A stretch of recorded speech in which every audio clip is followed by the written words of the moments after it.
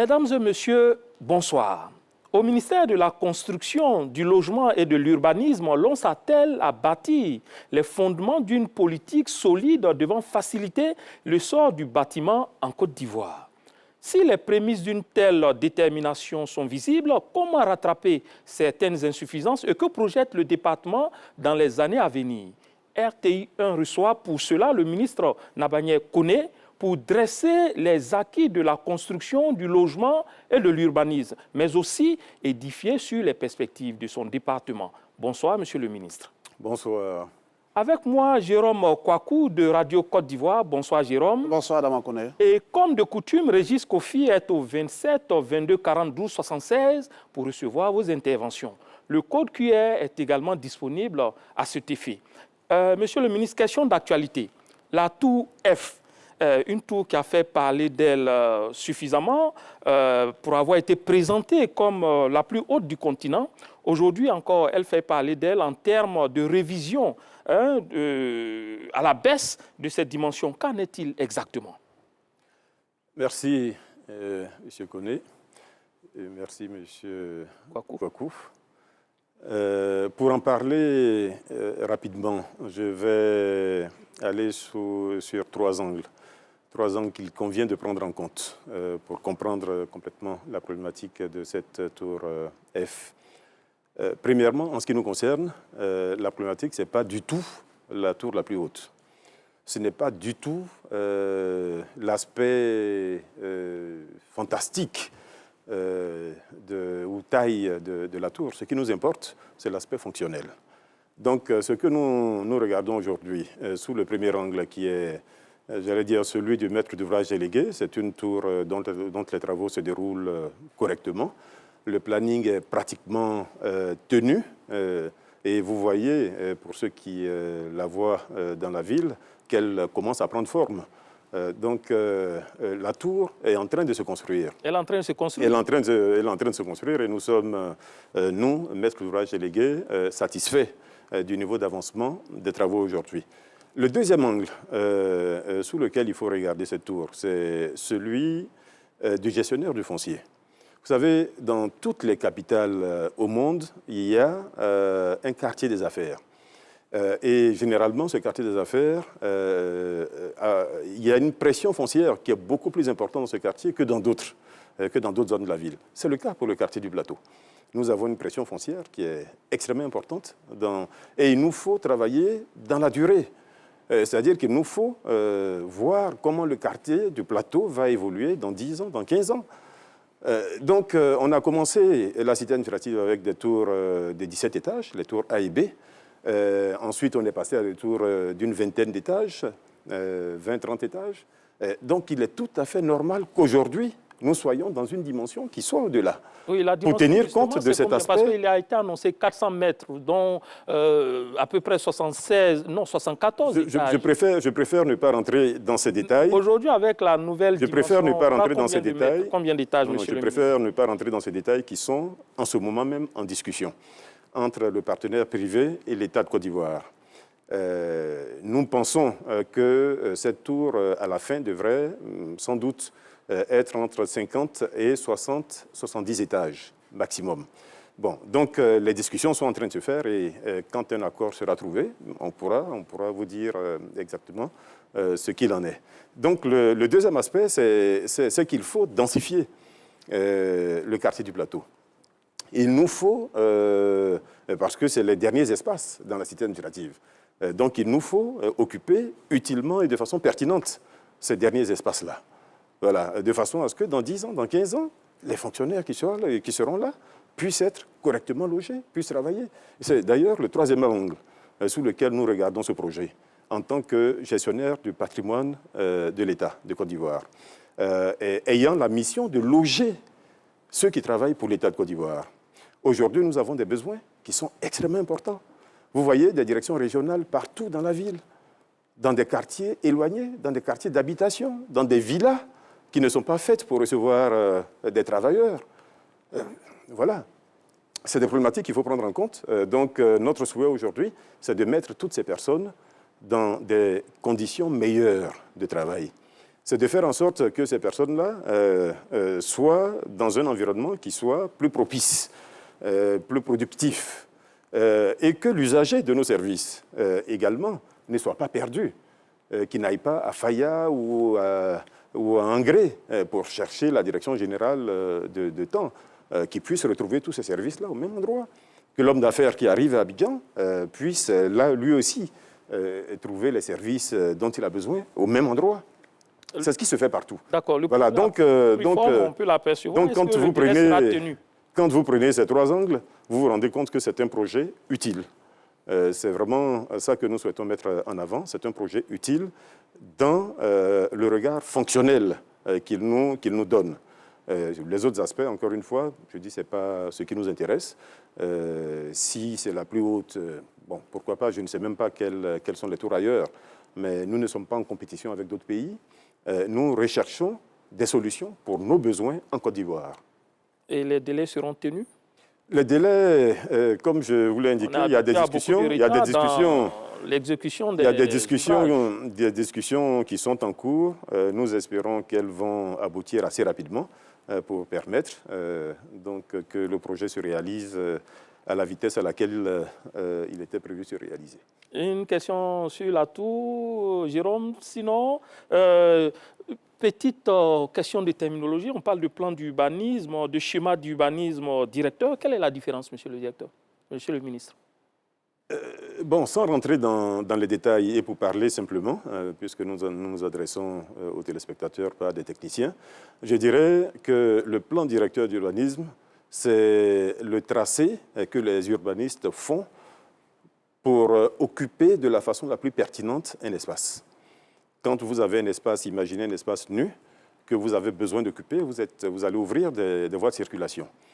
Vous allez décider de l'installation sur cet espace-là, d'habitation, de commerce, d'usine. Vous allez mettre des équipements publics, des commissariats, des marchés, des écoles, etc., etc. Et c'est cette réflexion qui est faite et qui permet et qui rentre dans un plan directeur d'urbanisme, donc qui permet une occupation, j'allais dire, la plus pertinente possible, rationnelle, optimale, d'un espace. Maintenant, on parle de schéma directeur quand on est à une échelle qui est au-delà d'une ville, d'une agglomération. C'est le cas pour Abidjan, donc on parle de schéma directeur du Grand Abidjan. D'accord. Parce que là, nous travaillons sur un espace qui part pratiquement de Jacquesville jusqu'à Bonois et d'Abidjan jusqu'à Zaguié, à l'Épée. Donc, évidemment, dans un tel espace, on ne peut plus parler de plan directeur d'urbanisme.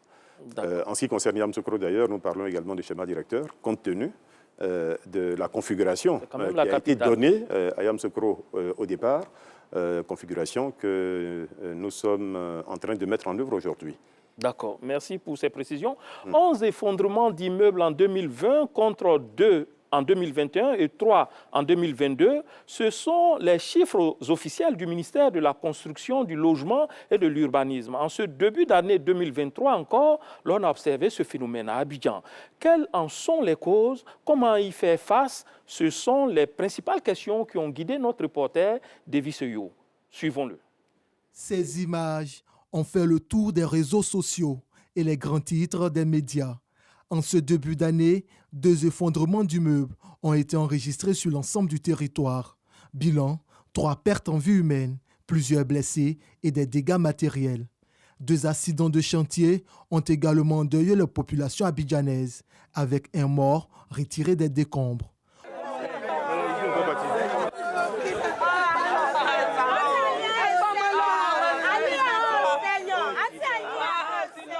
Pour les spécialistes du secteur, ces effondrements se déclinent en plusieurs facteurs: faiblesse des fondations, mauvaise qualité des matériaux de construction, erreur des ouvriers, manque de personnel adéquat et qualifié, construction anarchique, sans oublier le manque de fermeté dans le contrôle de la part du ministère en charge de la construction. Nous faisons des efforts, nous sensibilisons la population, il y a une communication très active pour, n'est-ce pas, convaincre nos populations vraiment à faire recours aux professionnels, pour ne pas dire à s'accommoder le protocole de bonne conduite en matière de construction pour éviter effectivement ces incidents. C'est parce qu'on construit dans le désordre qu'on arrive à des situations d'écoulement. Si on fait recours aux professionnels, ce qui veut dire qu'on respecte la réglementation en vigueur en matière de construction, naturellement, il n'y aura pas d'écoulement du bâtiment. Si vous avez fait la remarque, vous allez voir, vous avez constaté que de plus en plus, il y a moins d'écoulement. Ça veut dire qu'il y a un travail quand même qui est fait et qui, n'est-ce pas, est en train de produire ses effets. Justement, le nombre d'effondrements d'immeubles a régressé. De 11 écoulements de bâtiments en 2020, le phénomène est passé à 2 en 2021, puis à 3 en 2022. Des résultats obtenus grâce aux mesures urgentes du gouvernement.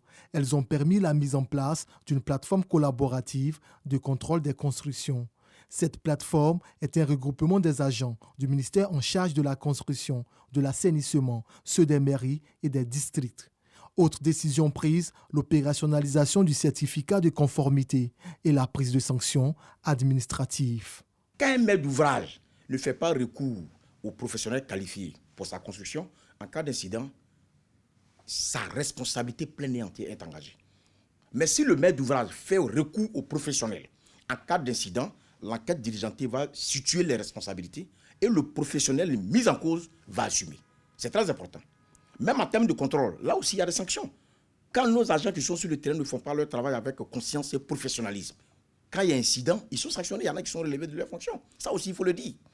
Voilà. Donc aujourd'hui, les agents sont interpellés, ils sont mis devant leurs responsabilités. Ils doivent faire leur travail avec conscience et professionnalisme. Il ne faut pas aller sur le terrain, voir un chantier qui est illégal et puis laisser les travaux s'exécuter comme si rien n'était. Non. Et à ce niveau, monsieur le ministre a été vraiment très clair, très incisif. Celui qui ne fait pas son travail en cas d'incident, il va répondre. Tu peux être libéré de tes fonctions, tu peux même aller en prison. Il y a des peines privatives de liberté pour ça, parce que tu n'as pas fait ton travail correctement. Parce qu'il y a des incidences vraiment sur la qualité de vie de nos populations. Depuis la mise en œuvre des mesures, les contrôles sur le terrain se sont accentués. De 2760 en 2020, les contrôles sont passés à 9867 en 2021 et à 14 190 en 2022. Le nombre de démolitions est également passé de 1 en 2020 à 165 en 2022. Alors, c'est vrai, monsieur le ministre, que les chiffres enregistrent une tendance baissière en termes d'effondrement, mais l'objectif ou le vœu de la population, c'est d'avoir des immeubles quand même qui tiennent debout, qui restent debout. C'est notre vœu. Nous nous battons pour cela tous les jours. Notre ambition, je l'ai déjà dit à plusieurs reprises, c'est bien évidemment zéro effondrement. Mais zéro effondrement, il y a ce que le ministère fait, mais il y a également ce que les populations doivent faire. Et c'est pour cela que nous communiquons autant, que nous sommes régulièrement sur vos plateaux pour alerter les populations, pour les sensibiliser, pour leur dire ce qu'il y a à faire. En réalité, pour être à zéro effondrement, il ne faut pas grand-chose. Il se construit dans la ville d'Abidjan, vous voyez des immeubles de 20 étages, de 30 étages, la tour F est en train de se construire sans qu'il y ait des risques d'effondrement. Donc ça veut dire que quand on fait recours à des professionnels, on a l'assurance de ne pas avoir de problème. Et c'est ce que la loi impose. La loi dit qu'il faut absolument associer à tout projet de construction un architecte. Ensuite, il faut associer un ingénieur conseil pour tous les projets complexes. Et nous estimons, en ce qui concerne la Côte d'Ivoire, que quand vous avez, par exemple, une construction avec un sous-sol, c'est un projet complexe. Quand vous êtes au-delà de R+2, c'est un projet complexe. Quand vous avez des constructions d'une certaine taille, c'est un projet complexe. Quand vous avez des constructions pour des bâtiments qui vont recevoir du public, c'est un projet complexe, ainsi de suite. Voilà, donc pour ce type de projet, l'intervention est obligatoire d'un ingénieur conseil. Nous imposons un bureau de contrôle dans ces cas également, prise en charge, bien évidemment, par le maître d'ouvrage. Toute la difficulté est dans la compréhension de ce contrôle-là, qui vient pourtant de la loi. C'est la loi qui fait la différence entre le contrôle administratif qui est exercé par le ministère, qui consiste à nous rendre sur un chantier de construction et à vérifier la légalité de ce chantier-là. Est-ce qu'il détient un permis de construire? Est-ce que les constructions que nous voyons sont conformes au permis de construire? Voilà ce que le ministère doit faire. C'est cela sa mission. Ensuite, la loi elle-même précise les missions de celui qu'on appelle le contrôleur des constructions. Ce contrôleur de construction, c'est un ingénieur Ça peut être un bureau de contrôle, ça peut être un bureau d'études, mais c'est quelqu'un qui est qualifié, premièrement, pour mettre en réalité les plans de l'architecte, pour vérifier les calculs qui ont été faits en amont de la construction, qui est qualifié pour s'assurer que les matériaux de construction qui sont utilisés sont de bonne qualité, qui va vérifier évidemment le dosage de béton, qui va vérifier le fer, le ferraillage, etc., etc. Bon, si cela est fait sur tous les chantiers, il y aura zéro effondrement. C'est ce que nous souhaitons. Voilà pourquoi nous insistons. Déjà pour cette année 2023. Voilà pourquoi. Il y en a deux. Je vais vous surprendre. En 2021, en mars, nous en avions deux. En 2022, en mars, nous en avions trois. C'est-à-dire que les deux de 2021, c'était en février et mars. Les deux de 2023, c'était également en février et mars. Donc, je touche le bois, je croise les doigts. Et j'espère que ceux qu'on a eus cette année sont les derniers pour 2023. Alors, la question, en tout cas, nous continuons de sensibiliser. Pourquoi dans ces 2 mois que ces effondrements interviennent, vous avez certainement essayé de voir? C'est récurrent. Difficile d'y répondre, ça fait 3 années de suite. Bon, oui, que ça se répète, juste une série statistique. À la même période. Nos ingénieurs sont en train de regarder. Nous ne pensons pas qu'il y ait un problème de saisonnalité, compte tenu de ce que nous avons vu sur le terrain après chacun de ces effondrements. Mais encore une fois, mon souhait est que les 2 effondrements qu'il y a eu en 2023 soient les derniers. De cette année. De l'année. Voilà. Bon, si nous y arrivons, nous allons faire en sorte que en 2024, nous soyons effectivement à zéro. Cette ambition, nous la poursuivons depuis 3 ans. Depuis 3 ans, nous la poursuivons. Donc, de faire un tour de 12 mois à zéro effondrement. Bon, mais comme je vous l'ai indiqué, chaque fois au mois de février, il y a un premier incident. Le signe indien. Avec l'aide de tous, le ministère fait sa part et nous comptons sur la population pour également faire leur... Jérôme Kouakou. Monsieur le ministre, bonsoir. On est heureux de ces chiffres, naturellement, puisqu'on nous annonce 2 effondrements seulement en 2021. Nous, en 2022, on est passé à 3 effondrements. La seule inquiétude, c'est que déjà en début d'année, il y a 2 effondrements pour 2023. Je ne veux pas être inquiet. Mais la préoccupation, c'est que vos services ont identifié 79 bâtiments à Abidjan qui présentent des risques réels. Malgré le fait que vous ayez identifié ces bâtiments, ils restent encore debout. Pourquoi? Premièrement, il convient de dire que notre mission à nous, ministère de la Construction, ce n'est pas du tout pour fuir la responsabilité, mais ministère de la Construction, c'est faire le contrôle des constructions en cours. En principe, un bâtiment qui est habité, j'allais dire, la sécurité de ce bâtiment relève des autorités locales, donc communales ou préfectorales. C'est comme ça que c'est écrit dans la loi. Mais compte tenu de la situation et compte tenu des faiblesses que nous notons sur le terrain, nous avons pris les choses en main et nous avons décidé nous-mêmes de faire ce contrôle, en même temps que nous faisons le contrôle des constructions neuves. Et nous avons effectivement détecté des bâtiments qui, selon nous, pourraient présenter des risques, des bâtiments qui menacent ruine, pour utiliser notre langage. Ce que nous faisons dans ce cas-là, c'est que nous alertons les autorités dont c'est la responsabilité. Donc nous avons écrit à chacun des maires concernés pour attirer son attention et lui dire ce qu'il doit faire, notamment évacuer les bâtiments en question, faire une mise en demeure au propriétaire du bâtiment pour faire des études, des études de stabilité du bâtiment, des études suite auxquelles on pourrait décider de leur démolition ou pas. Depuis que vous avez écrit, est-ce que vous avez senti ces mairies bouger? Il y a des mairies qui ont bougé, il y a des bâtiments qui ont été effectivement évacués, mais je suis d'accord avec vous qu'il y a encore du travail à faire. Voilà. Donc c'est du boulot que nous nous donnons, parce que notre ambition, c'est qu'il n'y ait plus d'Ivoiriens qui meurent dans un effondrement en Côte d'Ivoire. Nous nous battons tous les jours, aussi bien pour les bâtiments en construction que pour les bâtiments habités. Encore une fois, j'allais dire, il faut que ce soit un travail collectif. Il faut que notre travail soit mis à côté de celui des populations, que la conscience des populations soit appelée, que nos populations fassent preuve de civisme, tout simplement, de responsabilité. Quand on est propriétaire d'un bâtiment et qu'on voit que ce bâtiment-là présente des risques, j'allais dire, c'est notre responsabilité de corriger ces risques-là, d'éviter qu'il y ait demain un effondrement sur ce bâtiment. Donc c'est la responsabilité première, j'insiste là-dessus, du propriétaire. Et comme l'a dit tout à l'heure le directeur de la construction, le propriétaire qui ne prend pas les devants, si demain il y a problème, il est le premier responsable. C'est un homicide involontaire, mais il est le premier responsable. Et chacun sait que dans notre pays, un homicide involontaire est sanctionné. Monsieur le ministre, par plusieurs années. En situant les responsabilités, très souvent, vous dites ce sont les propriétaires. Est-ce que vous pensez que vos services n'ont pas leur part de responsabilité? Ils font le travail comme il se doit sur le terrain?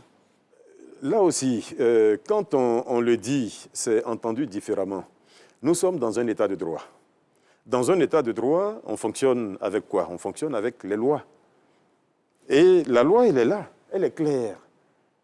Elle dit clairement ce que le ministère doit faire et elle dit quelle est la responsabilité. Si vous souhaitez que je vous lise ces paragraphes, je vais vous les lire. Donc, il y a des choses qui sont très clairement dites, qui sont de la responsabilité du propriétaire. Et donc, quels que soient les efforts qu'on fera, si le propriétaire lui-même n'est pas conscient, malheureusement, nous aurons du mal. Voilà. Je vous dis exactement ce que dit la loi. Donc, c'est la loi du 26 juin 2019, donc le Code de la construction et de l'habitat. L'article 34. Le contrôle des constructions, après l'obtention du permis de construire, est effectué par les ingénieurs conseils, le contrôleur des constructions. Le contrôleur des constructions est commis par le maître d'ouvrage. Le maître d'ouvrage, c'est le propriétaire, pour parler. Le maître d'ouvrage doit se conformer, ça c'est l'article 36. Le maître d'ouvrage doit se conformer aux recommandations du contrôleur des constructions. Ce dernier peut faire arrêter le chantier si le maître d'ouvrage refuse de se conformer aux prescriptions qui visent à garantir la stabilité du bâtiment. Le contrôleur de construction est responsable des malfaçons et incidents dus au mauvais contrôle de la réalisation des travaux. Le contrôleur de construction demeure le responsable de la stabilité du bâtiment. Ça, c'est la loi. Articles 34, 36, 37. Donc, nous n'inventons rien. Nous ne fuyons pas nos responsabilités. Nous disons ce que la loi dit. Oui.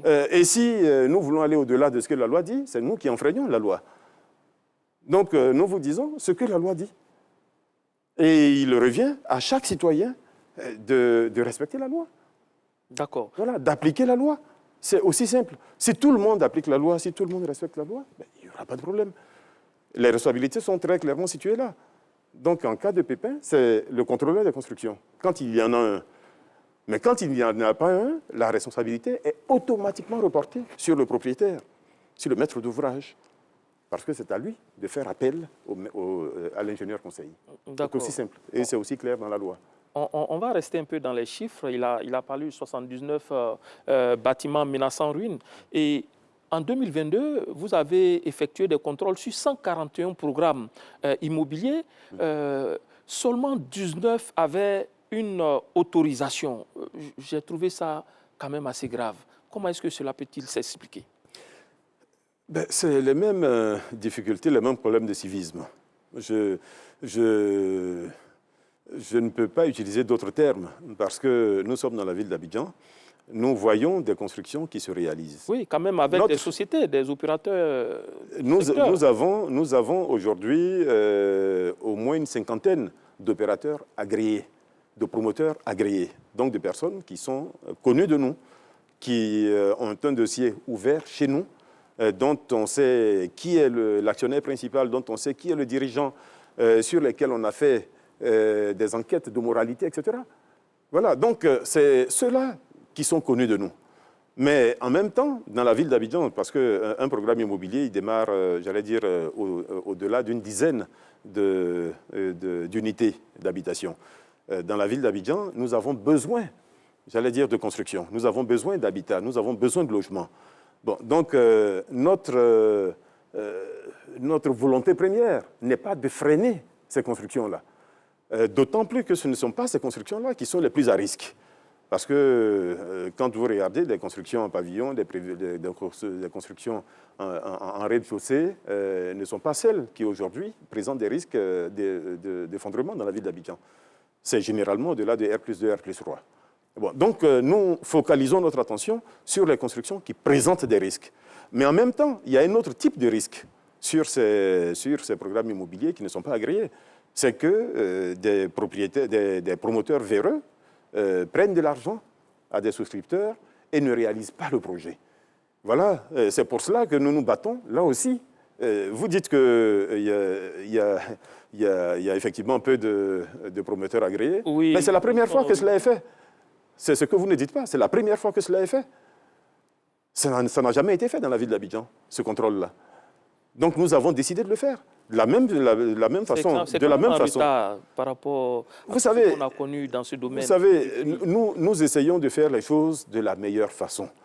Nous sommes dans un environnement où nous promouvons un développement urbain, et qui soit un développement urbain qui soit fait de la meilleure façon, qui soit harmonieux, qui soit agréable, qui soit sain, qui soit sécurisé, etc. Nous travaillons sur tout cela. Donc tout ce qui n'est pas normal par rapport à cela, nous essayons, dans la mesure du possible, de corriger. Donc il y a des moments où nous sommes contraints de faire arrêter des programmes. Alors que, je vous disais tout à l'heure qu'on a besoin de logement. Donc nous emmenons ces personnes-là, justement, à régulariser leur situation, à être connues de nous, de façon à ce que demain, s'il y a problème, comme il y en a eu par le passé, s'il y a problème, qu'on puisse dire exactement d'où ça vient et qui est l'auteur. Donc voilà, c'est des choses que nous corrigeons. Et c'est justement parce que nous corrigeons et que nous sommes transparents que vous avez tous ces chiffres-là. Oui, il y a d'autres chiffres encore. Vous avez accru, par exemple, vos contrôles de chantier de 2726 en 2020. Vous êtes passé en 2021 à 9867 pour atteindre un pic de 14 190 en 2022. Ça veut dire que vous avez eu plus de moyens? On a eu plus de moyens en 2022, là aussi. Vous avez eu à partir de mai 2022, nous avons eu plus de moyens. Donc, nous avons accru nos effectifs. Nous sommes passés d'une quarantaine de contrôleurs à aujourd'hui pratiquement 200 contrôleurs. D'accord.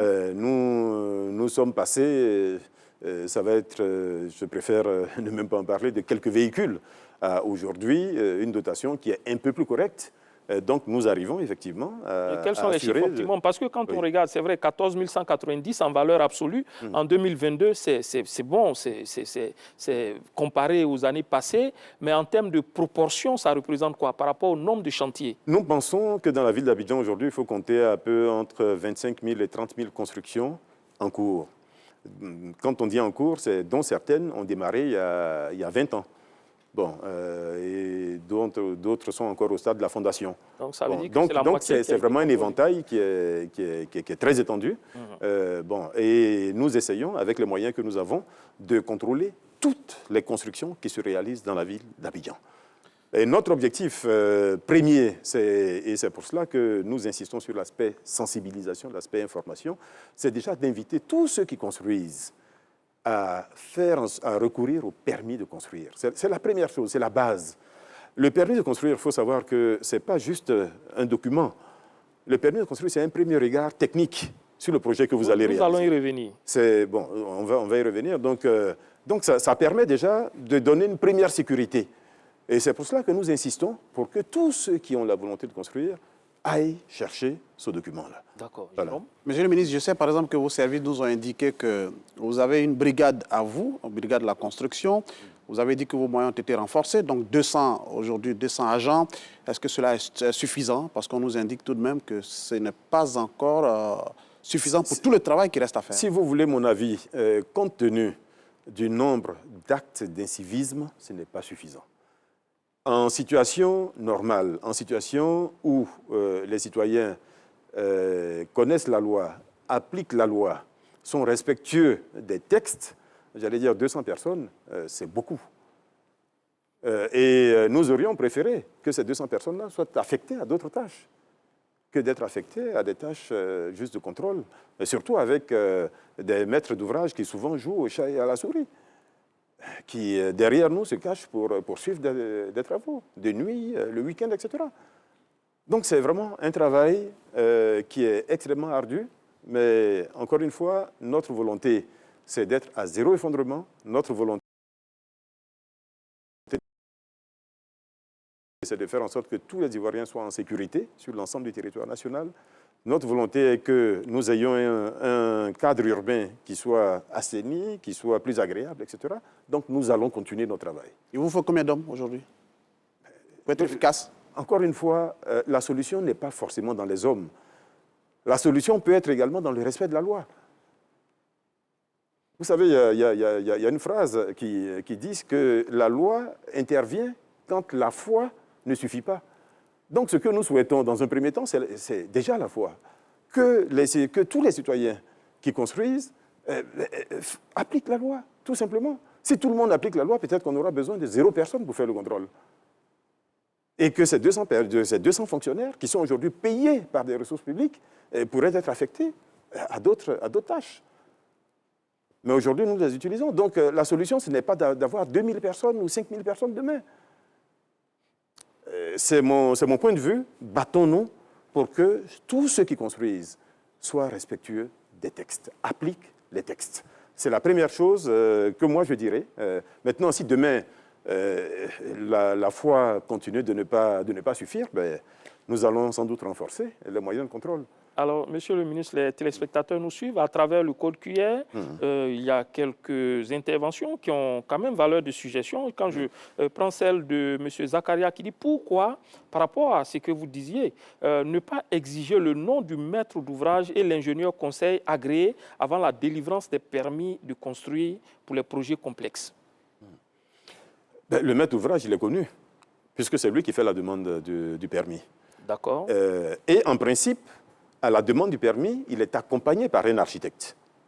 Voilà. Donc, si le maître d'ouvrage qui a fait la démarche pour venir demander le permis et qui est accompagné par un architecte, j'allais dire, si on poursuit la logique, si ce maître d'ouvrage-là se retrouve avec un projet, entre guillemets, dit complexe dans notre terminologie, mais il ira vers un ingénieur. Nous lui indiquerons de toutes les façons, dans le permis, il lui sera clairement indiqué qu'il lui faut recourir à un ingénieur. Bon, donc, j'allais dire, ça va de soi. La difficulté qui est une difficulté, j'allais dire, de fonctionnement, c'est que certains ingénieurs conseils, alors que le permis n'est pas encore délivré, commençaient à facturer des prestations. Okay. Bon, donc le maître d'ouvrage pouvait se retrouver en difficulté, alors sur un permis qui n'a pas été délivré, de devoir payer des honoraires à un ingénieur conseil. Bon, donc aujourd'hui, nous nous arrêtons au maître d'ouvrage et à l'ingénieur conseil. Et si le projet est jugé complexe, il lui sera notifié le fait qu'il lui faut recourir à un ingénieur conseil pour la suite des travaux. Et de toutes les façons, je vous indiquais tout à l'heure que notre contrôle, qui est un contrôle administratif, va consister justement à vérifier cela. Quand nous allons aller sur le terrain, en fonction de la nature de la construction, puisqu'il y a une classification qui se fait selon le type d'usage, le type d'usage de la construction et le type de risque. Nous avons une typologie qui est très claire, qui va de A jusqu'à G ou F, je ne sais plus, donc selon les niveaux de risque. Et le type d'usage qui est fait du bâtiment. Donc, en fonction de cela, j'allais dire, nos contrôleurs savent s'il faut la présence d'un ingénieur conseil ou pas. Et cette présence, évidemment, est vérifiée lors de leur passage sur le terrain. Alors, pour terminer voilà. avec donc là, c'est vraiment juste une question de facilité. D'accord. Voilà, pour ne pas non plus compliquer de façon outrancière la vie au maître d'ouvrage. Alors, pour terminer avec ce premier sous-thème, nous allons parler rapidement du contrat de bail à usage d'habitation. Ouais. On sait qu'il y a à peu près 4 ans, le gouvernement a décidé de limiter les avances et cautions à 4 mois, 2 mois de caution, 2 mois d'avance. Aujourd'hui, est-ce que cette disposition est respectée? Combien de plaintes vous avez enregistrées? Nous avions certains jours plus d'une centaine de plaintes, il y a 3-4 ans. Aujourd'hui, nous avons pratiquement 0 plainte. Bon, nous lisons la presse, nous regardons les réseaux, nous voyons qu'il y a quand même de moins en moins de plaintes de ce point de vue-là. Il y a quelques années, beaucoup de gens se plaignaient de devoir payer 10 mois, de devoir payer 8 mois, etc., de caution et de mois d'avance. Aujourd'hui, il y a de moins en moins de personnes qui s'en plaignent. De toutes les façons, le dispositif qui est mis en place est fait pour dissuader ceux qui voudraient tricher. Ce dispositif, c'est quoi? De dire qu'il y a un contrat type. Et ce contrat type reprend toutes les dispositions pertinentes de la loi, qui protègent les deux parties d'ailleurs, le bailleur et le locataire. Donc tous les deux ont intérêt, en réalité, à aller vers ce contrat type. Donc, la signature du contrat type. Ensuite, si la disposition des 2 mois de caution, des 2 mois d'avance n'est pas respectée, tout franc indûment perçu est pénalisé 3 fois. 300%. Autrement dit, voilà, c'est 300% de pénalité sur tout franc indûment perçu. Donc, j'allais dire, quand on est un peu consciencieux, un peu responsable par rapport à sa poche, voilà, on évite de prendre ce type de risque. La difficulté face à laquelle nous sommes souvent, c'est que des gens portent cette accusation, qui est qu'on leur a demandé plus de 2 mois, mais sont incapables de nous donner la preuve. Nous sommes, encore une fois, je le répète, dans un état de droit. Donc nous ne pouvons pas, par rapport à la simple déclaration de quelqu'un, faire des poursuites. Pour vous, ou sanctionner quelqu'un. Mais c'est un document signé ou une preuve, un reçu. Voilà. Si on vous dit 2 mois et que c'est 100 000 francs, donc ça fait 200 000 francs, ça fait 200 000 francs, ça fait 400 000 francs. Si vous avez un reçu de 600 000 francs ou de 700 000 francs, ben, il faut nous l'apporter. Et là, je peux vous assurer que dans la journée même, le bailleur en question sera entendu. Monsieur le ministre, vous pourrez rappeler la plateforme sur laquelle on peut dénoncer c'est le 1378. Le numéro vert. Le numéro vert, c'est un numéro vert, le 1378, qui est ouvert toute la journée, donc sur laquelle, évidemment, ce type d'infraction peut être... D'accord, nous avons un numéro aussi sur ce plateau qui est ouvert à l'attention des téléspectateurs. Et Régis Kofi a enregistré déjà les premières interventions. Régis Kofi. Bonsoir à tous. Nous sommes inondés par les questions relatives aux logements sociaux. Nous allons les poser dans quelques instants. Pour l'heure, en lien avec le thème que vous abordez sur le plateau, nous avons la préoccupation de Mme Cissé qui nous appelle de Cocody-en-Grès. Elle souhaiterait savoir si le cadastre a la capacité de rejeter un dossier pour l'obtention d'un titre foncier, dossier qui lui est déjà passé au ministère de la Construction. Nous avons l'intervention de M. Bamba à San Pedro qui souhaiterait savoir si le ministère n'a pas sa part de responsabilité dans les effondrements d'immeubles. Pourquoi laisser des personnes construire avant de démolir ou de constater des dégâts? Voilà ses préoccupations. Adama Koné, c'est tout pour cette première vague. Merci.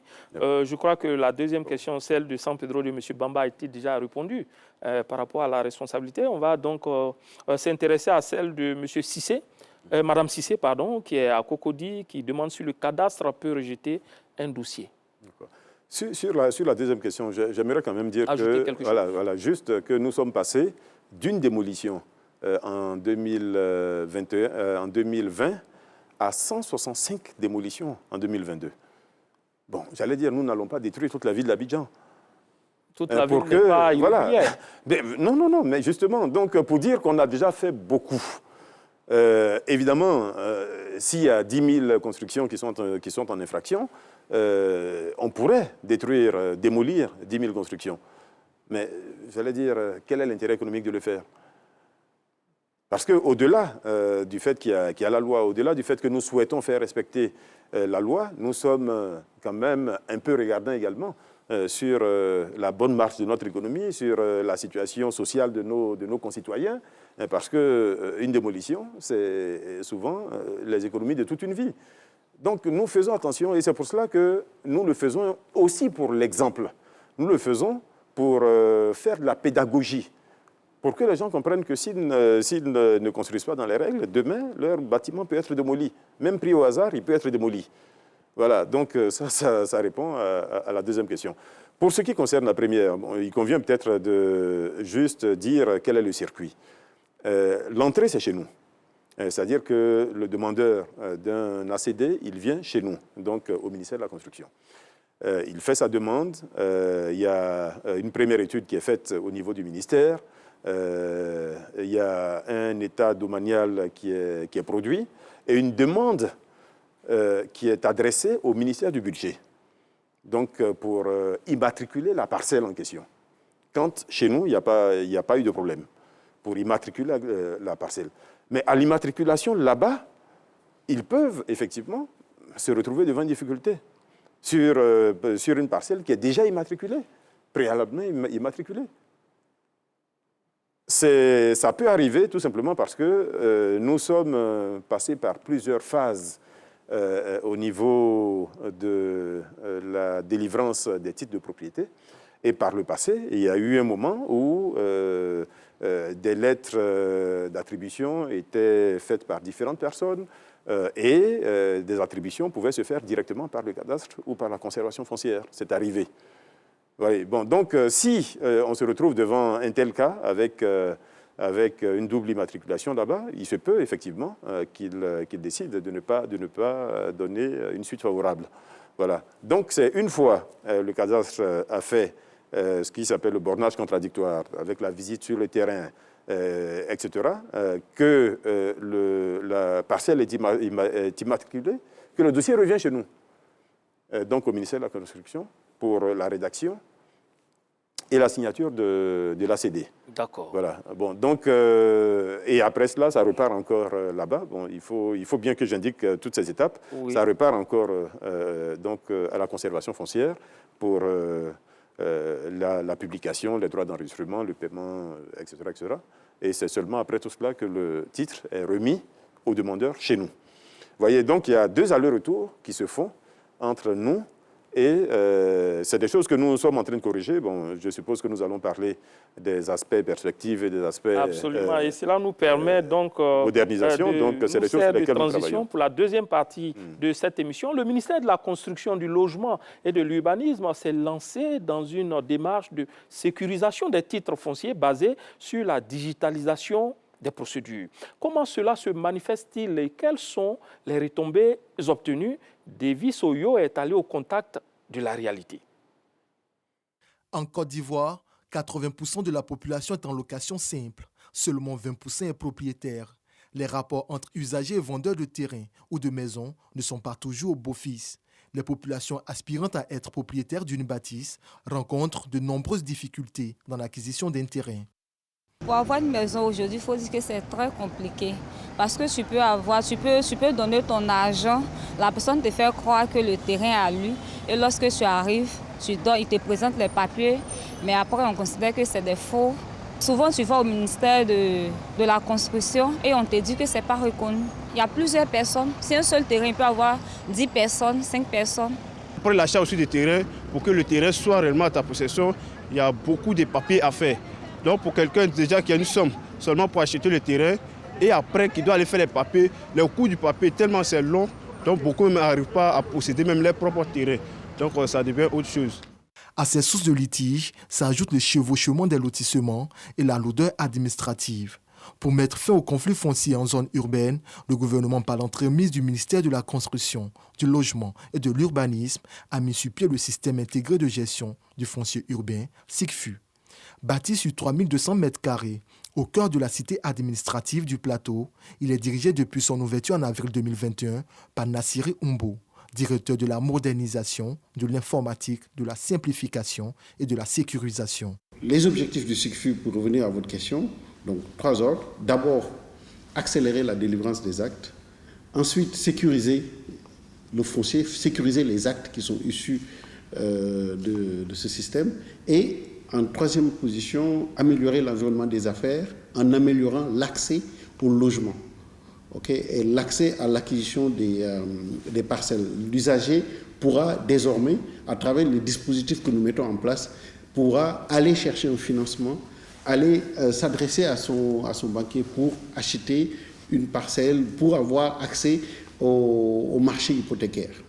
Cette plateforme permettra aux usagers de vérifier point par point les informations liées au terrain avant l'achat. Nous mettons en place cette plateforme pour permettre à la personne, avant de conclure une quelconque transaction, de vérifier ces informations en ligne sur notre plateforme, de s'assurer d'abord que le terrain qu'il paye n'est pas dans une zone litigieuse, que c'est dans un lotissement approuvé, que la personne qui prétend être le propriétaire est bel et bien le propriétaire, etc. etc. Donc vraiment de s'assurer que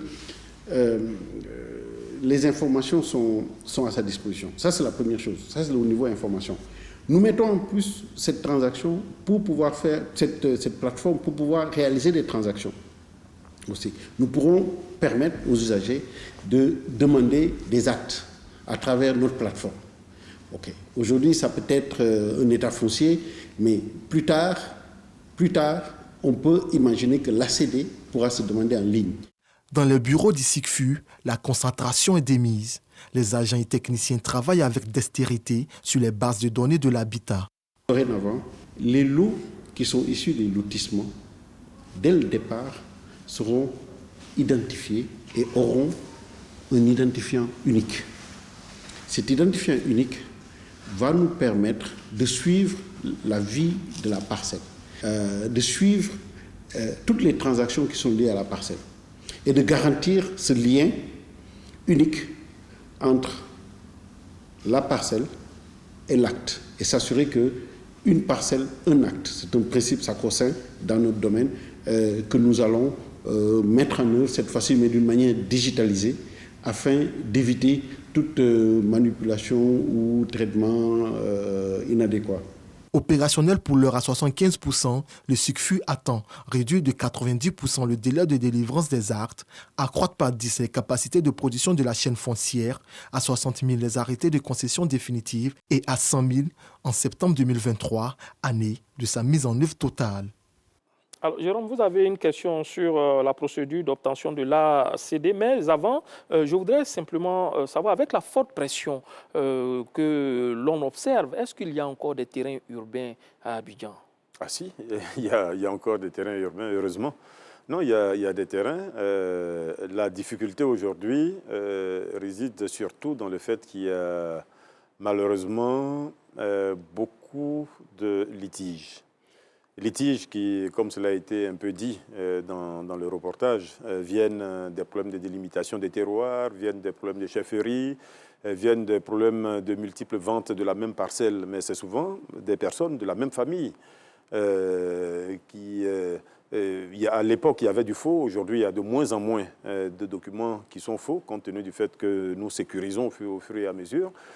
Comme vous avez pu le voir, nous sommes en train de dématérialiser pratiquement toute la base domaniale. Donc, nous allons nous retrouver avec une base fiable, complètement verrouillée, donc qui ne sera plus falsifiable, parce qu'avant, c'était des documents papier dans des archives, et des archives qui étaient malheureusement dans un état assez déplorable à l'époque. Donc tout ça, nous sommes en train de l'améliorer. C'est vraiment beaucoup de progression en quelques années. Ce n'est pas encore visible parce que beaucoup de gens sont restés à l'image qu'ils ont du ministère de la Construction d'il y a 5 ans, d'il y a 10 ans même, voire davantage, où beaucoup sont restés sur les litiges qu'ils ont pu connaître. Mais en réalité, ceux qui procèdent normalement ne connaissent pas de litige. Si vous achetez une parcelle qui est dans un lotissement approuvé, que vous avez pris soin de demander auparavant un état foncier ou un état domanial de la parcelle en question, ça veut dire que vous savez précisément l'information connue à cette date ou à ce moment-là par le ministère sur la parcelle. Donc, vous ne pouvez pas vous tromper. Mais si vous allez remettre de l'argent à quelqu'un qui dit être propriétaire d'une superficie qu'il vous présente physiquement, j'allais dire, quelle garantie vous avez? Vous êtes en train d'acheter un litige. Et nous n'arrêtons pas de dire à tout le monde, n'achetez pas sur la base d'un simple terrain qu'on vous a montré. Vous n'achetez pas sur la base d'une simple attestation villageoise. Ça ne suffit pas. Tout simplement parce que... vos services d'abord. Et bien évidemment, c'est ce que nous recommandons. C'est Déjà, et en même temps, nous faisons tout le travail, premièrement d'information, mais tout le travail de facilitation de la vérification de l'information. Nous avons mis en ligne, par exemple, tous les lotissements approuvés. Nous avons mis en ligne tous les lotissements qui sont en sursis, donc qui présentent des difficultés aujourd'hui. Bon, donc si vous avez un lot qui n'est pas dans l'une ou l'autre de ces catégories, ben, il faut déjà vous poser des questions. Bon, et ensuite, il y a des vérifications qu'il faut faire, qui sont plus poussées. Il faut aller, par exemple, il y a un guide qui est conservé à la chefferie du village ou chez le président du comité foncier. Donc, il y a un guide dans lequel sont inscrits tous ceux qui ont droit à des parcelles dans un lotissement donné. C'est vérifiable.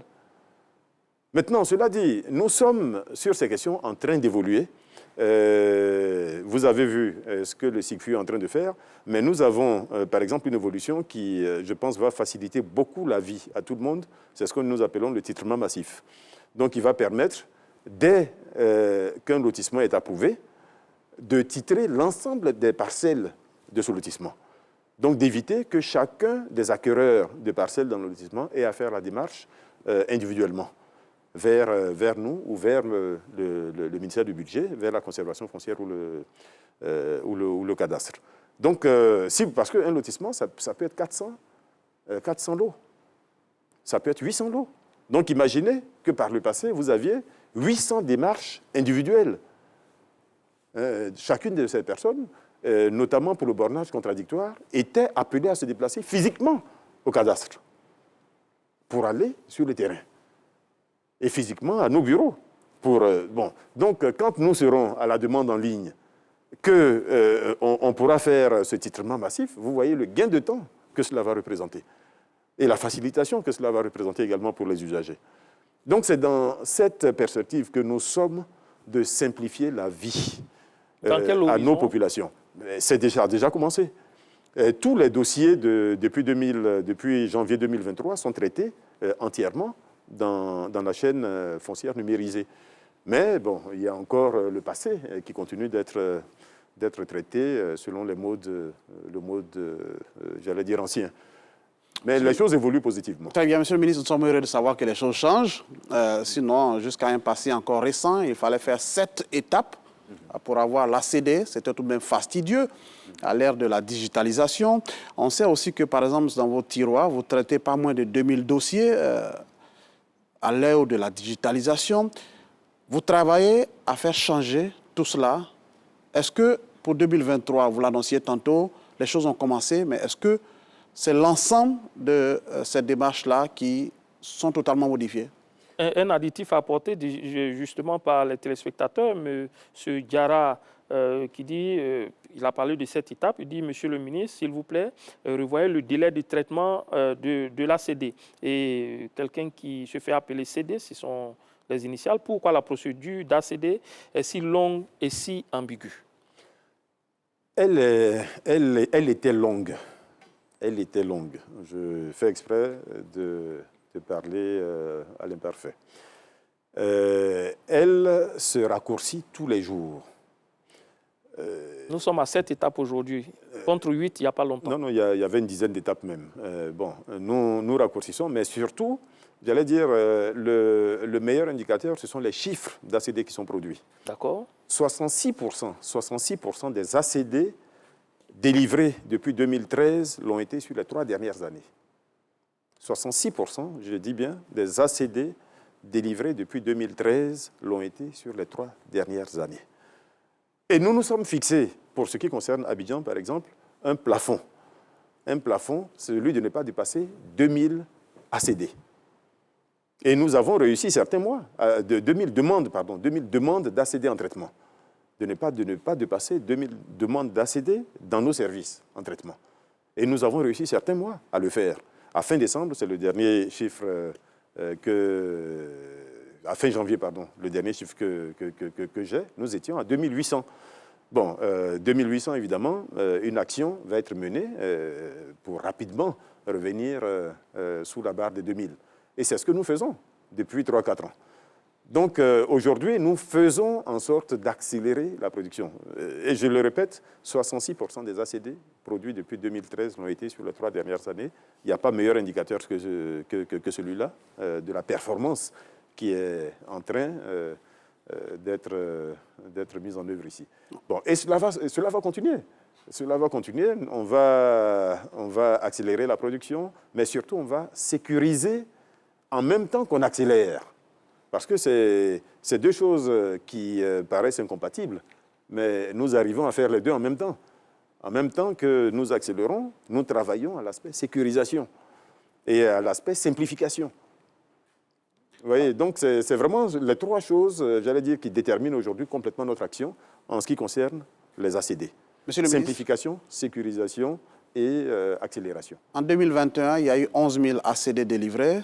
En 2022, nous étions à 12 200 ACD. Avec les nouvelles mesures que vous annoncez, on pourrait passer à combien désormais? Aujourd'hui, avec la digitalisation, le problème, c'est qu'avec l'ancienne formule, il y avait beaucoup de travail manuel. Donc, malgré tous nos efforts, il est difficile de dépasser un certain niveau. Je dois préciser qu'en 2020, nous avons délivré 17 000 ACD. Tout à fait. 17 019. Voilà, 17 019 ACD, mais 2020, c'était une année de rattrapage. Qu'est-ce que pique? C'était une année de rattrapage parce que fin 2019, nous avons fait le point et nous nous sommes rendus compte qu'il y avait pratiquement 20 000 ACD, 20 000 demandes. 20 000 demandes qui traînaient dans le ministère, d'où d'ailleurs l'appellation de notre projet tiroir vide, parce que c'est de là que c'est parti. C'est de là que c'est parti. On a dit il faut sortir tout ce qu'il y a dans les tiroirs et on va se donner le moyen Et on était à près de 20 000 demandes qui étaient en attente un peu partout. Donc on a fait tout ce qu'il fallait pour que le maximum de titres soit délivré en 2020. Et c'est comme ça que nous avons atteint ce pic de 17 000. Mais je dois dire que physiquement, tout le monde s'y est mis. Et physiquement, c'est difficile d'aller très au-delà de ces 17 000. Les nouveaux chiffres? Ce sera très difficile d'aller au-delà de ces 17 000. Mais par contre, dans le SICFU, nous avons une capacité de traitement de 100 000 ACD par an. De 100 000 ACD par an. Donc, c'est une capacité que nous... Bon, cela dit, nous n'avons pas aujourd'hui 100 000 demandes. Je vous ai dit tout à l'heure que sur Abidjan, nous sommes à peu près à 2800 demandes actuellement pour ce qui concerne Abidjan. Et pour l'intérieur du pays, nous devons avoir peut-être 20 000, 30 000 demandes. Cela dit, c'est 20 000, 30 000 demandes sur l'ensemble des chefs-lieux de département. Donc une trentaine. Donc vous retrouvez en réalité à très peu de demandes par ville quand vous faites une moyenne. Aujourd'hui, quel est, pour celui qui demande l'ACD, puisque vous dites que les choses changent, pour celui qui demande l'ACD aujourd'hui, quelle est la démarche à faire? Ce sont plus les 7 étapes. Qu'est-ce qu'on fait concrètement? Aujourd'hui, comme je vous l'ai dit, nous sommes encore dans la phase de transition. Mais beaucoup de choses, en réalité, ne sont pas vues ou ne seront plus vues par le demandeur. Le demandeur, il fera la demande comme par le passé au guichet unique du permis de construire. Du guichet unique du foncier, pardon. Du guichet unique du foncier. Ensuite, la première étape chez nous, je pense qu'elle va demeurer, ce sera de vérifier la situation domaniale de cette parcelle-là. C'est-à-dire, qu'est-ce qu'elle a été, est-ce qu'il y a déjà eu des transactions sur cette parcelle, à quel moment elle est entrée dans le domaine privé de l'État, parce qu'en réalité, ces ACD, c'est des parcelles du domaine privé de l'État qui sont cédées à des personnes physiques ou morales. Bon, donc, une fois que ce contrôle est fait, le transfert va se faire à la conservation foncière et au cadastre. C'est là-bas qu'il y aura un très fort raccourcissement des délais, puisqu'il n'y aura plus l'étape du bornage contradictoire. Si nous sommes dans le système de titrement massif, nous aurons automatiquement tous les titres de la parcelle, du lotissement en question. Donc le demandeur, en réalité, une fois qu'il aura passé l'étape du contrôle domanial, on pourra tout de suite lui dire que sa parcelle est immatriculée et qu'il peut aller payer les frais de publication et d'enregistrement. Donc ça fera quoi? 2 étapes. Une fois ces frais payés, il restera donc l'établissement et la remise de l'ACD au demandeur. Donc le délai va être très fortement raccourci. Mais tout simplement parce que derrière, nous aurons des documents de travail sûrs et des documents et un mode, une procédure qui fait très peu appel à l'intervention humaine. Donc, j'allais dire, ça réduit très fortement le risque. Ça met combien de temps tout ça?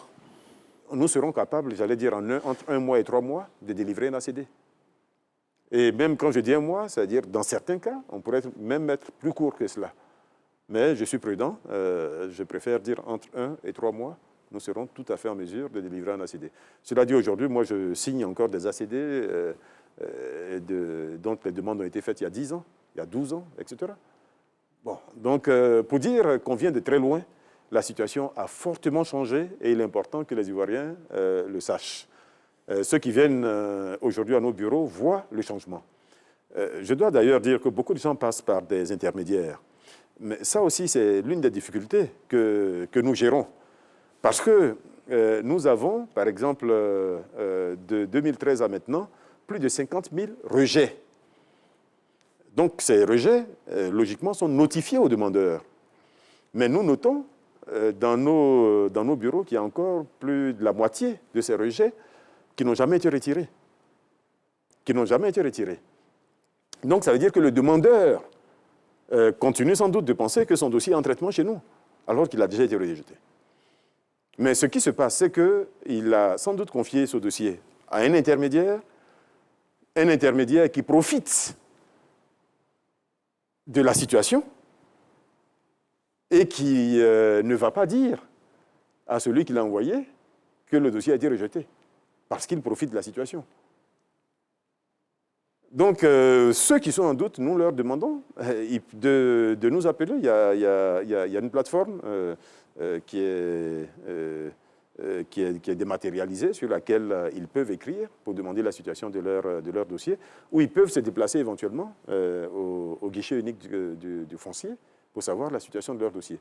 Donc, cette question d'intermédiaire, il est important d'en parler parce que beaucoup de choses sont mises sur le dos du ministère, alors qu'en réalité, c'est des personnes qui sont entre le demandeur et le ministère, qui ne sont même pas connues de nous, mais qui cachent, sans doute à leur mandant, le fait que le dossier n'a pas prospéré et qu'il a été rejeté. Après l'obtention de l'ACD, il faut obtenir le permis de construire, mais il y a une telle communication autour de l'ACD que ce volet-là est souvent ignoré et les gens commencent à construire. Qu'est-ce que vous prévoyez dans ce sens? Non, ceux qui le disent, en réalité, ont d'autres raisons de démarrer la construction.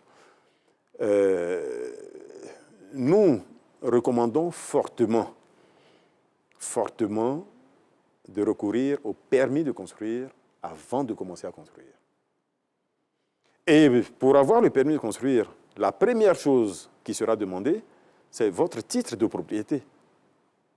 Et c'est là qu'il vous faudra produire ou l'ACD ou le certificat foncier ou éventuellement le certificat de mutation de propriété foncière. Une fois que vous avez, ou quand c'est un bail amphithéotique, évidemment, l'arrêté qui vous octroie cette capacité-là. Donc, une fois que vous avez ce document, vous pouvez effectivement demander le permis de construire. Mais le risque, en réalité, c'est que vous alliez construire sur un terrain qui ne vous appartient pas. C'est le premier risque. Bon, et j'allais dire, dans notre situation, nous ne pouvons pas encourager les Ivoiriens à entamer des démarches de construction sur une parcelle sur laquelle ils n'ont pas l'assurance d'être le propriétaire. Voilà, donc ça paraît être de bon sens. Bon, mon point de vue, en tout cas, il n'y a pas de logique à aller construire sur une parcelle sur laquelle on n'est pas sûr d'être le propriétaire. Voilà, c'est aussi simple que cela. Mais cela dit, le permis de construire, aujourd'hui, c'est 21 jours. Nous sommes en train de parler de 1 à 3 mois pour l'ACD bientôt, mais le permis de construire, c'est 21 jours. Et quelle est sa durée lorsqu'on a le permis? On a combien de temps pour mettre le terrain? Vous avez 1 an pour construire. Vous avez 1 an. Donc, après l'obtention du permis, ça durait de 1 an. Maintenant, quand vous avez entamé des travaux qui ont été arrêtés plus de 2 ans, vous devez vous devez redemander un permis. Et tout simplement parce que, entre-temps, les règles peuvent avoir changé, les dispositions, etc. Donc, j'allais dire, tout cela, encore une fois, ce n'est pas pour gêner les usagers, ce n'est pas pour gêner les Ivoiriens. C'est pour faire en sorte que nous ayons un cadre de vie qui soit plus sain, qui soit plus agréable, qui soit, j'allais dire, plus homogène, qui prenne en compte toutes les règles d'urbanisme, qui fasse que quand on se promène dans la ville, qu'on soit nous-mêmes contents d'être dans notre ville. Mais si nous sommes dans une ville qui progresse de façon totalement anarchique, évidemment, la ville ne sera pas agréable. Nous passons notre temps dans la ville, notre vie dans la ville. La ville, c'est un facteur de production. Donc, au plan économique, il est important que cette ville-là soit en capacité également d'être ce facteur de production. Donc, il faut créer les conditions. Et c'est les règles d'urbanisme qui permettent de créer ces conditions-là. Justement, pour sécuriser les terrains urbains, il a été répertorié dans le Grand Abidjan 189 villages. 189 villages, il n'y a eu seulement que 45 qui ont été délimités. C'est peu. Bon, j'aime bien la façon dont les questions sont formulées. Tout simplement parce que il y a 2 ans, beaucoup ne savaient même pas combien de villages il y avait dans le Grand Abidjan. Donc, il a bien fallu que nous mettions là aussi sur la table cette difficulté. Parce que nous avons vu le nombre de litiges qui venaient justement des problèmes de délimitation des terroirs villageois. Il y a les problèmes de chefferie, j'en ai parlé tout à l'heure, mais le problème de délimitation était un réel problème. Et donc, c'est seulement il y a 2 ans que nous avons là aussi mis sur la table la nécessité de faire ce projet-là pour le Grand Abidjan, de délimiter entièrement les terroirs villageois pour qu'on sache exactement le terroir sur lequel tel chef a la capacité de signer. Parce que malheureusement, il y a eu beaucoup de superpositions, d'où les litiges en abondance, malheureusement, qui ont suivi. Donc aujourd'hui, nous sommes à 45. 45. Tout simplement parce que le processus vient de démarrer. D'accord. Il aurait démarré il y a 10 ans que nous l'aurions peut-être achevé. D'accord. Bon. Mais il vient de démarrer et nous avons bon espoir que vous allez atteindre la vitesse du croisière. Évidemment, et que nous aurons tous les terroirs effectivement délimités bientôt. Logement social, logement économique, logement de standing, à chaque bourse son logis. Comment la Côte d'Ivoire relance sa politique de logement social, mais surtout, que pensent les citoyens de cette offre après une première expérience à résultat partagé? Davis Oyo a baladé son micro dans les rues d'Abidjan pour recueillir ce que je vous propose de suivre maintenant. Même si vous parle, j'ai souscrit. Mais arrivé à un certain moment, on nous demandait des cautions très élevées. Combien? Plus de 20 millions. Hein. C'était compliqué puisque nous, on n'a pas de grands revenus. Les banques aussi ne peuvent pas nous aider. Donc vraiment, nous sommes obligés de laisser tomber. Donc il faut que le gouvernement pense à nous, les pauvres. Normalement, c'est fait pour nous. Mais on a l'impression que c'est ceux qui ont le plus de moyens qui bénéficient. Il se trouve qu'il y a des milliardaires, des millionnaires qui s'acquittent rapidement les choses, qui s'occupent, ils s'approprient ça. Et puis bon, le pauvre n'a plus assez, il n'a pas la capacité d'en obtenir, donc c'est un peu compliqué. L'État doit revoir ça. Et puis regarder le niveau de vie de chacun de nous pour allouer une maison peut-être de 20 millions ou même de 10 millions à quelqu'un. Quelqu'un qui est assis sur des milliards, qui a des biens un peu partout. Moi, il y en a plein qui ont déjà des maisons et c'est comme ça. Ceux qui devaient l'avoir, ils n'ont pas eu. Je pense que l'État doit pouvoir discuter avec ceux qui ont souscrit et puis revoir qu'est-ce qui n'a pas marché et puis faciliter l'acquisition de ces logements parce que les rembourser, est-ce qu'on pourra se loger ailleurs? Mais je pense que l'État doit pouvoir discuter et puis voir ce qui n'a pas marché, arranger pour que ces personnes qui ont souscrit là puissent avoir ces logements-là. Les 2500 logements, on doit nous prendre en compte. C'est nous les premiers qui avons souscrit, parce que les autres n'avaient pas confiance. Mais nous, on était les copains, on s'est jetés dans la bataille. Si on doit reprendre, c'est les 2500 logements, nous, on doit bénéficier en premier lieu. Les maisons sont un peu restreintes. Donc là, il faut élargir. Puis petite. Voilà, petite. Disons, quand on va vers Benjerville comme ça, là, les logements sociaux qu'ils ont là, c'est trop petit. Donc là, il faut élargir un peu. Sinon, c'est un bon projet. C'est un bon projet pour la population. Voilà, on me fait dire que le standard explose avec les préoccupations concernant les logements sociaux. Vous relancez la machine, monsieur le ministre, avec quelle conviction au regard des diverses fortunes enregistrées sur le projet? Aujourd'hui, je pense que nous sommes en train de relancer durablement ce projet. Et qu'est-ce qui vous fait dire cela? Ce qui nous fait dire cela, c'est que nous avons courageusement mis sur la table tout ce qui n'a pas marché dans le projet. Nous l'avons déjà dit à plusieurs reprises, je ne vais pas revenir ici là-dessus, mais nous avons parfaitement vu ce qui n'a pas marché ou ce qui pouvait être amélioré. Nous avons fait des benchmarks, nous avons regardé des pays qui ont réussi en cette matière-là, dans le monde, des pays qui ont réussi en cette matière, en Afrique. Parce que des fois, il n'y a pas besoin de réinventer l'eau chaude. Donc nous avons regardé ce qui a marché ailleurs, et c'est tout cela que nous avons intégré à la réforme qui a été faite en début d'année, dans l'année 2022, au courant 2022. Donc aujourd'hui, nous avons une réforme qui est achevée. Nous avons des décisions importantes qui ont été prises. La création de l'Agence nationale de l'habitat, ça, j'allais dire, c'était une mesure importante parce qu'il a fallu, à un moment donné, il faut, à un moment donné, mettre... C'est l'ancienne SICOGI qui devient ANA. Donc, il ne remplace pas la SICOGI, mais c'est la SICOGI qui est transformée en Agence nationale de l'habitat, tout simplement parce que l'État n'a plus vocation à être constructeur lui-même. Aujourd'hui, il y a des privés qui savent le faire bien mieux.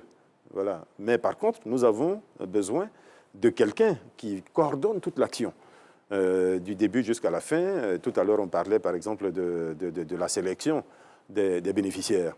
Mais là aussi, c'est un travail. Il faut que quelqu'un le fasse sérieusement. Nous avons mis en place une commission pour ça. Une commission avec avec des acteurs de différents ministères, y compris le ministère de la lutte contre la pauvreté, etc., le ministère de la solidarité. Donc tout ça pour dire que nous sommes dans une autre dimension aujourd'hui.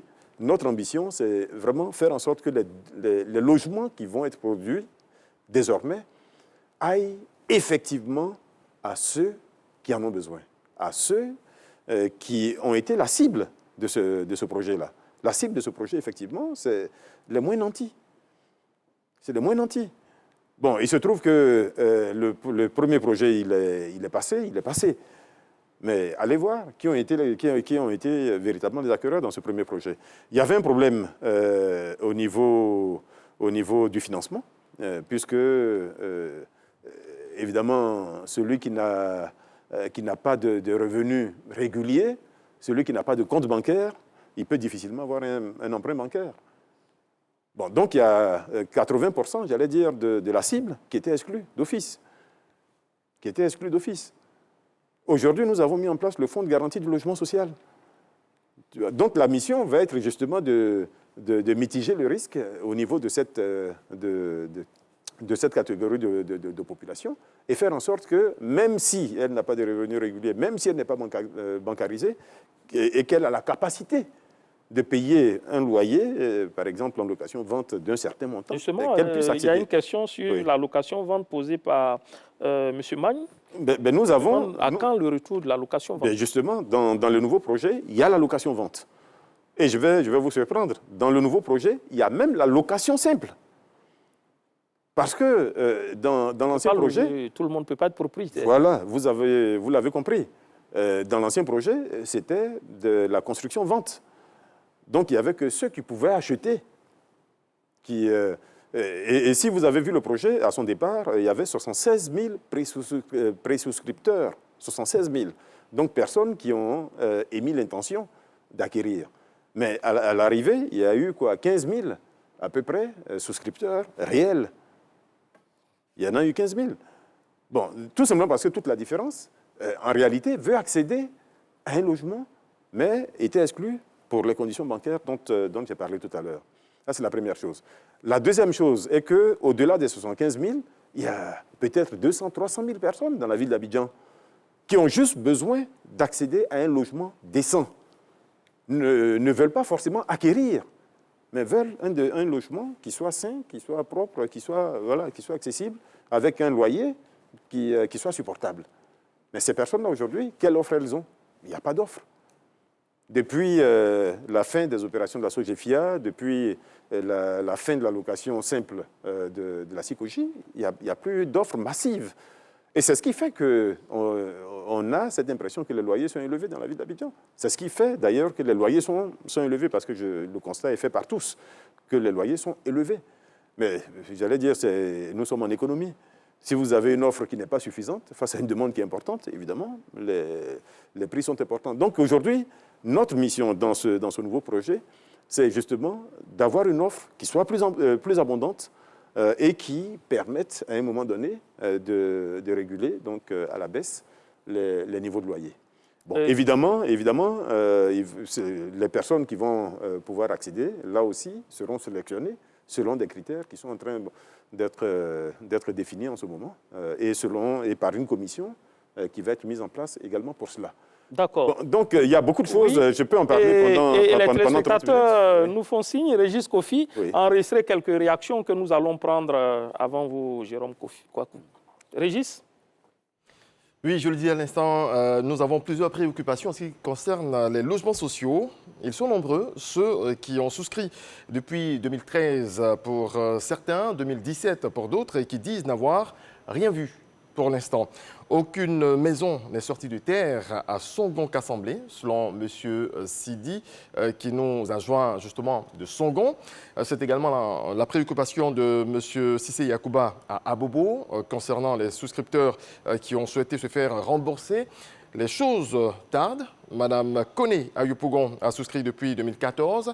Elle a fait la demande de remboursement en 2017, mais depuis, rien. Elle a souscrit auprès de l'entreprise GBSM aux deux plateaux. Monsieur Kouakou à Grand Laou est également dans le cas. Madame André Lydie, qui nous a appelé de Paris en France, évoque le sujet. Elle a fait des démarches pour être remboursée. Il y a encore des blocages, selon elle. Et puis, dans la commune de Songon, il y a des logements sociaux. Cependant, pas d'électricité, pas d'eau, ni des canaux d'évacuation. C'est ce que nous apprend Monsieur Yeo à Abobo. À quand toutes ces commodités? Monsieur le ministre, voilà, Adama Koné, c'est tout pour cette intervention. Merci à vous, Régis Kofi. Monsieur le ministre, préoccupation de la plupart de ces interventions, c'est le fait d'avoir souscrit à des opérations et de n'avoir rien vu pousser. Bon, comment se font-ils rembourser? Il y a eu plusieurs préoccupations dans ce qui a été dit. Oui. La première chose, dire qu'on n'a rien vu est faux. Aujourd'hui, nous sommes à 30 000 logements à la date d'aujourd'hui. 30 000 logements, nous pouvons vous donner la liste de ces logements, donc site par site, dans la ville d'Abidjan à la date d'aujourd'hui. Donc, j'allais dire, il faut aller à Songon. Quand on dit qu'il n'y a pas de logement à Songon, je suis très surpris. Aller à Songon. Mais les prévisions au départ, c'est 150 000 logements. Oh, non, allons doucement. Je vous ai dit qu'il y a eu 76 000 pré-souscripteurs à la première opération, c'est-à-dire en 2013-2014. C'est ça. Il y a eu effectivement à peu près 15 000 souscripteurs. 15 000 souscripteurs. Et aujourd'hui, dans ce projet, nous sommes capables de vous dire qu'il y a eu aujourd'hui 30 000 logements construits. Évidemment, beaucoup de ces souscripteurs n'ont pas entièrement soldé le montant de leur acquisition. Ça, c'est la première difficulté. Bon, et ce qu'il faut comprendre dans cette affaire-là, l'autre chose à comprendre, c'est que ce n'est pas l'État qui produit ces logements. L'État accompagne le privé. Il garantit aussi. L'État garantit. Mais c'est pour cela qu'au niveau du remboursement, il n'y a aucun problème. On l'a déjà répété 20 fois. Il n'y a absolument aucun problème. Tous ceux qui ont souscrit et qui ont souhaité quitter le programme, évidemment, seront remboursés. Ça dure quand même. Il y a plusieurs raisons sur lesquelles il est difficile de revenir ici, mais il y a plusieurs raisons. Mais nous sommes aujourd'hui, là aussi j'ai les chiffres, j'ai les chiffres, nous sommes à 6 000, un peu plus de 6 000 demandeurs. Oui. Je pense que nous sommes à plus de la moitié de ces demandeurs qui aujourd'hui ont été entièrement remboursés. Bon, donc ceux qui ne sont pas remboursés, c'est Quelle est la démarche à suivre? Voilà, je vous donne ces chiffres. Nous sommes effectivement à 15 000 souscripteurs réellement, comme je l'ai indiqué, sur lesquels il y a 2575 demandes de remboursement. Aujourd'hui, il y a 1926 remboursements effectués. Les demandes, c'est 6 milliards 607. Le remboursement effectué à la date d'aujourd'hui, c'est 4 milliards 9. D'accord. Voilà. Donc aujourd'hui, nous avons 143 remboursements qui sont en instance chez nous. C'est-à-dire que le chèque a été reçu de la banque du promoteur et souvent, c'est juste des problèmes de communication avec la personne pour qu'elle vienne. Donc là, il y a 143 personnes. Ça représente 366 millions. Et la différence, donc 506 personnes, 1 milliard 298, c'est d'autres raisons, généralement liées au promoteur lui-même ou à la banque du promoteur. Bon, donc, c'est quelque chose qui se suit. C'est quelque chose qui me paraît, j'allais dire, simple. Vous avez souscrit, vous n'avez pas eu ce pourquoi vous avez souscrit, mais bien évidemment, vous serez remboursé. Même si nous, on continue de dire, mais vous avez tort de sortir du projet, parce que le projet est en train de repartir, et bien évidemment, les premiers ou les personnes prioritaires dans ce nouveau projet, ça va être ceux qui n'ont pas obtenu leur maison dans l'ancien projet. Et comme je vous l'ai indiqué, c'est un projet qui est accompagné par l'État, mais c'est des promoteurs privés. L'une des difficultés que nous avons eues à Songon en particulier, et quelqu'un l'a relevé tout à l'heure, c'est que Songon, pendant plusieurs années, le courant n'y était pas, l'eau n'y était pas, l'assainissement n'avait pas été fait. Donc comment vous pouviez continuer à produire des logements alors que, j'allais dire, ces choses basiques n'étaient pas faites? Nous sommes arrivés, nous avons mis l'accent d'abord sur ça. Il fallait faire en sorte que ces maisons, les premières maisons qui étaient construites, soient habitables. Aujourd'hui, elles le sont. Bientôt, je remercie d'ailleurs d'avance monsieur le Premier ministre qui a accepté de présider cette cérémonie, nous allons remettre 5000 clés. Nous allons faire une cérémonie justement sur le site de Songon avec des promoteurs d'un peu partout. Nous allons remettre 5000 clés à des acquéreurs de logements. Donc, pour dire que la situation a évolué. Bon, beaucoup de gens sont restés évidemment à l'image ancienne. Mais aujourd'hui, Songon, il y a l'électricité, il y a l'eau, et l'assainissement est en train d'être achevé. Bon, donc, j'allais dire, la situation a évolué. Il y a quelques années, la cité Ado, que tout le monde voit à Yopougon. Mais est-ce que vous savez que cette belle cité n'avait pas d'électricité, n'avait pas d'eau, n'avait pas d'assainissement? Vous voyez, donc c'est des choses qui ont été corrigées aujourd'hui. C'est des choses qui ont été corrigées. Rapidement, on n'a que 3 C'est des minutes. choses qui ont été corrigées. C'est tout cela qui nous met en confiance pour la suite, puisque ces choses ont été corrigées. Nous faisons en sorte que pour le futur, nous ne nous retrouvions pas dans cette situation, dans la même situation. C'est pour cela que vous nous avez vu à Aoué, par exemple. Aoué, c'est le nouveau site de logements sociaux, 300 hectares. Mais à Aoué, nous avons inversé les choses. Nous réalisons tous les VRD avant même que le promoteur ne commence. Comme cela a été fait au Remblai. Voilà, comme cela doit se faire normalement. fallait répéter l'opération. Monsieur le ministre, vous semblez rassuré. Vos prédécesseurs aussi, hein, quand on lançait l'opération en 2013-2014, avaient cette assurance, cette même assurance. Aujourd'hui, on est là à tirer les... Je n'étais pas là, je ne les ai pas vus parler. Très bien. Mais moi, je vous dis quelle est la situation aujourd'hui. Très bien. Et je peux vous assurer qu'aujourd'hui... Le nouveau programme que vous lancez, monsieur le ministre, c'est 25 000 logements, dont 20 000 à Abidjan et 5 000 à l'intérieur du pays. Et vous le dites bien que 50% seront en location-vente, 30% en achat direct et 20% en location simple. On attend de voir les critères pour voir comment tout cela va fonctionner. Mais vous dites en même temps, vous cherchez 500 milliards pour pouvoir réaliser cet important projet. Les Ivoiriens doivent encore attendre? C'est important de le dire. J'ai dit tout à l'heure que ces programmes de logements sociaux sont réalisés par le secteur privé. C'est le choix qu'a fait le gouvernement, qui a décidé de ne pas construire lui-même les logements. Mais nous avons perçu que le financement était une réelle difficulté. Avec les instructions que nous avons reçues du chef de l'État et du Premier ministre, nous avons travaillé pour faciliter l'aspect financement. Faciliter l'aspect financement, c'est-à-dire rechercher des financements qui soient concessionnels.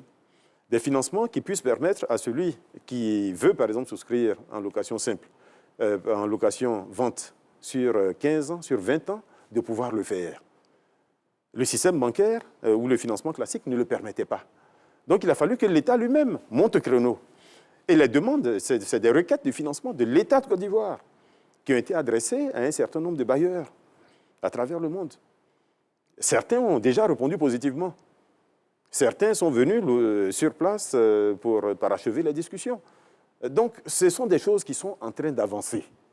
Ces financements vont être mis à la disposition du secteur bancaire, en particulier de la BHCI, donc, qui est l'outil de financement du logement de l'État de Côte d'Ivoire, donc ces sommes permettront de financer à la fois les acquéreurs et les promoteurs. Donc, j'allais dire, nous rentrons aujourd'hui dans un cercle, de mon point de vue, vertueux, qui a corrigé justement toutes les imperfections du projet ancien et qui permet aujourd'hui à ceux qui veulent souscrire, à mon avis, dans quelques mois, dans quelques années, de devenir effectivement propriétaire.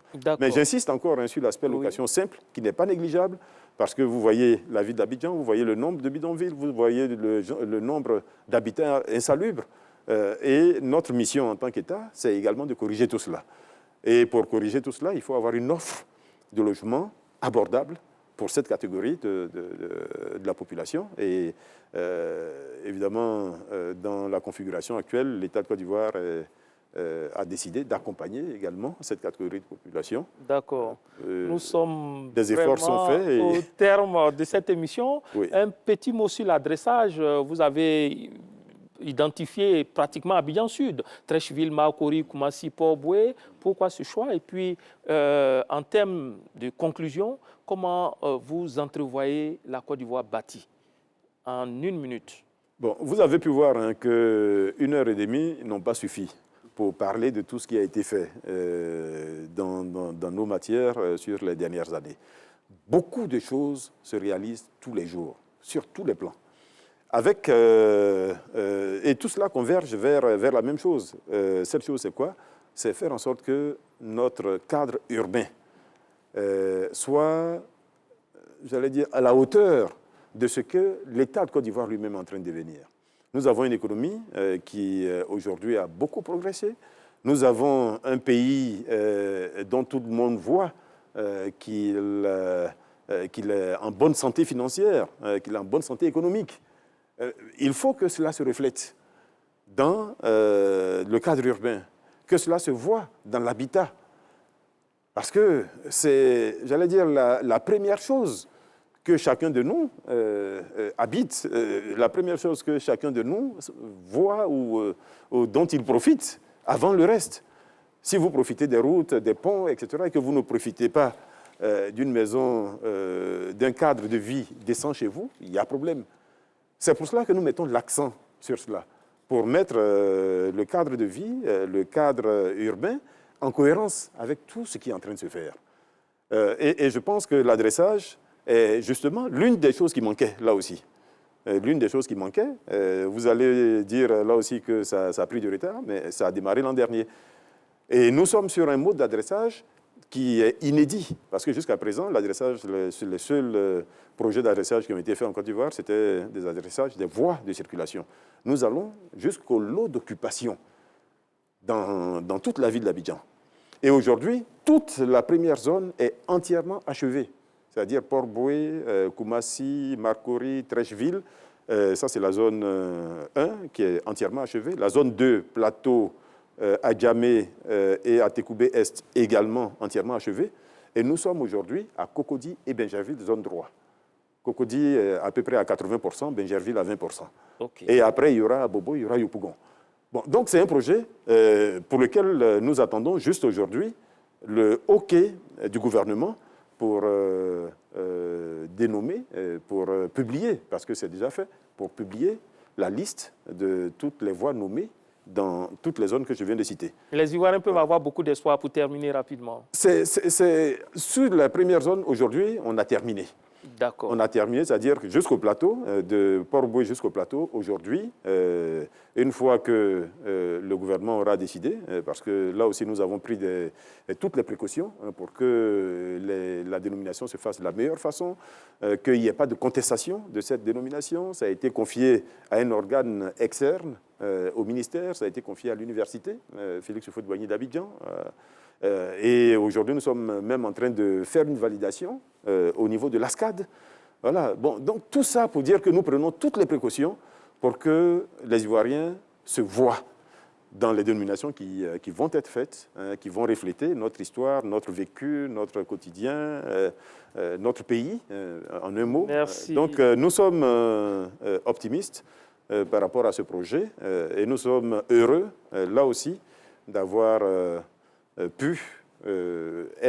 d'avoir pu démarrer ce projet et d'être aujourd'hui à des résultats qui soient concrets. Merci, Monsieur le ministre. Il était au pied du mur pour dresser le bilan et dégager les perspectives pour une Côte d'Ivoire bâtie, prospère.